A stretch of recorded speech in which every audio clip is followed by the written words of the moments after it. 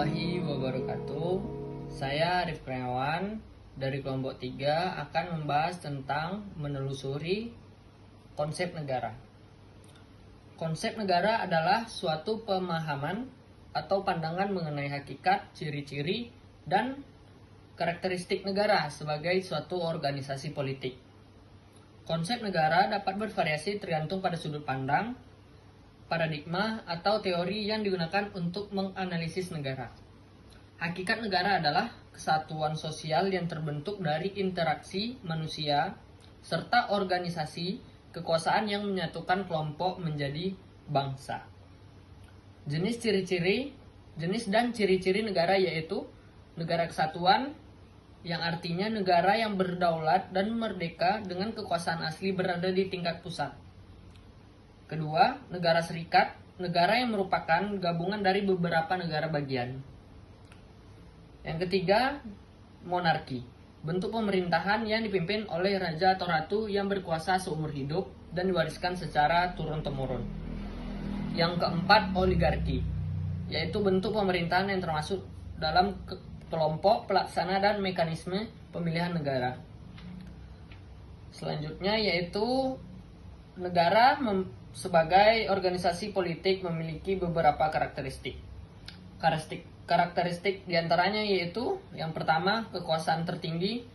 Negara memiliki kekuasaan tertinggi dalam wilayah kekuasaannya dan kekuasaan tersebut bersifat memaksa. Menjaga ketertiban. Negara bertugas menjaga ketertiban masyarakat dengan menggunakan sistem hukum yang dijalankan oleh pemerintahan. Memiliki kewajiban atau disebut dengan gezak. Negara memiliki kewibawaan sangat sehingga dapat memaksakan kehendaknya kepada semua orang yang berada di dalamnya. Selanjutnya yaitu memiliki tujuan bersama. Tujuan penguasa negara sama dengan tujuan masyarakat. Memiliki mekanisme tata hubungan kerja negara, memiliki mekanisme tata hubungan kerja untuk mengatur kelompok manusia agar sesuai dengan kehendak negara, memiliki sifat monopoli dalam menetapkan tujuan bersama masyarakat. Konsep negara sebagai organisasi kekuasaan dipelopori oleh Johann Heinrich Adolf Lochmann atau JHA Lochmann dalam bukunya yang berjudul Over the Theory, Van and Stelling Staatsrecht tahun 1948. Saya Bintang Hairnisa akan menjelaskan kajian Pancasila sebagai dasar negara. Orang-orang pasti akan bertanya, apa benar Pancasila itu sebagai dasar negara? Di sini mari kita kaji.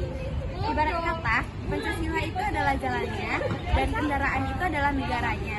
Apabila kendaraan berjalan dengan sesuai jalan yang bagus, maka dia akan berjalan mulus tanpa adanya kerusakan, dan begitu juga sebaliknya.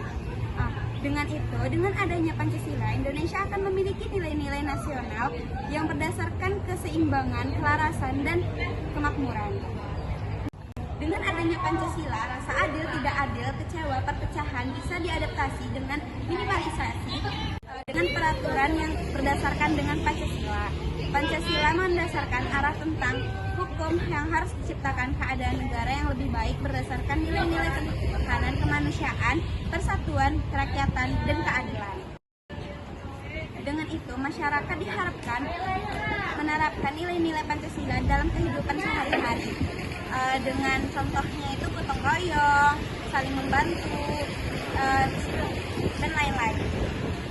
Jika Pancasila telah diterapkan oleh masyarakat, bagaimana dengan pemerintah? Pemerintah harus amanah dan bertanggung jawab dengan mengerjakan tanggung jawab besar dan dengan jujur, adil, dan mengerjakan musyawarah, kemanusiaan, dan persatuan.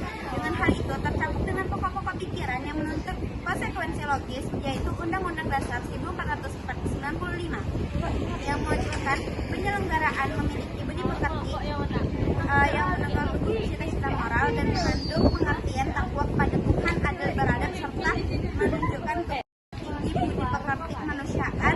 Pokok pikiran Undang-Undang Dasar 1945 yang merupakan dasar moral bangsa negara. Sekian dari saya, terima kasih. 4. Sumber politik pendidikan Pancasila. Salah satu pengayaan materi pendidikan Pancasila adalah berasal dari fenomena kehidupan politik bangsa Indonesia. Tujuannya agar mampu melaksanakan dan mampu memformulasikan saran-saran tentang upaya atau usaha mewujudkan kehidupan politik yang ideal sesuai dengan nilai-nilai Pancasila. Secara spesifik, fokus kajian melalui pendekatan politik tersebut yaitu menemukan nilai-nilai ideal yang menjadi kaidah penuntun atau pedoman dalam mengkaji konsep-konsep pokok dalam politik yang meliputi negara, kekuasaan, pengambilan kekuasaan, kebijakan, dan pembagian sumber daya negara, dan baik di pusat maupun di daerah. 1. Argumen tentang dinamika Pancasila. Pancasila sebagai dasar negara lahir dan berkembang melalui suatu proses yang cukup panjang. Setelah Soekarno menggali kembali nilai-nilai luhur budaya Indonesia, pada 1 Juni 1945 barulah Pancasila disuarakan menjadi dasar negara yang diresmikan pada tanggal 18 Agustus 1945. Dengan dimasukkannya sila-sila Pancasila dalam pembukaan Undang-Undang Dasar Negara Republik Indonesia tahun 1945 dengan bersumberkan budaya, adat istiadat, dan agama sebagai tegaknya nilai-nilai Pancasila diyakini kebenarannya dan senantiasa melekat dalam kehidupan bangsa dan negara Indonesia. Argumen tentang Pancasila. Pada era globalisasi saat ini, tantangan terhadap nilai moral dan mental Pancasila yang menjadi kebanggaan Indonesia harus diwaspadai. Pancasila harus tetap menjadi benteng moral dalam menghadapi berbagai tantangan dalam kehidupan bernegara. Dalam kehidupan bernegara seperti dalam bidang sosial politik, ekonomi, budaya, dan agama, tantangan tersebut seperti paham liberalisme, kapitalisme, komunisme, sekularisme, praktisme, dan hedonisme dalam menggores karakter bangsa Indonesia yang berdasarkan nilai Pancasila. Assalamualaikum warahmatullahi wabarakatuh. Perkenalkan, nama saya Dwi Hartati. Di sini saya akan menjelaskan materi tentang esensi dan urgensi Pancasila sebagai dasar negara. Esensi Pancasila sebagai dasar negara. Dalam buku Mahfud MD halaman 16-17 menegaskan bahwa penerimaan Pancasila sebagai dasar negara membawa konsekuensi diterima dan berlakunya kaidah-kaidah penuntun dalam pembuatan kebijakan negara, terutama dalam politik hukum nasional. Mahfud MD mengatakan dari Pancasila dasar negara. Lanjut aja. Kecil dipotong.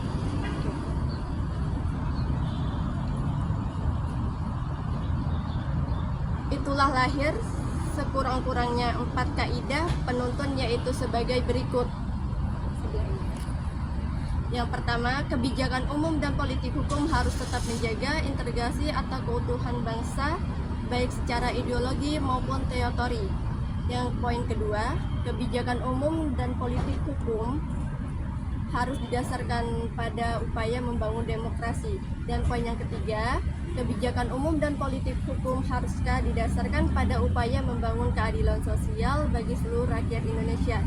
Dan poin yang keempat, kebijakan umum dan politik hukum haruslah didasarkan pada prinsip toleransi beragama dan berkeadaban. Urgensi Pancasila sebagai dasar negara.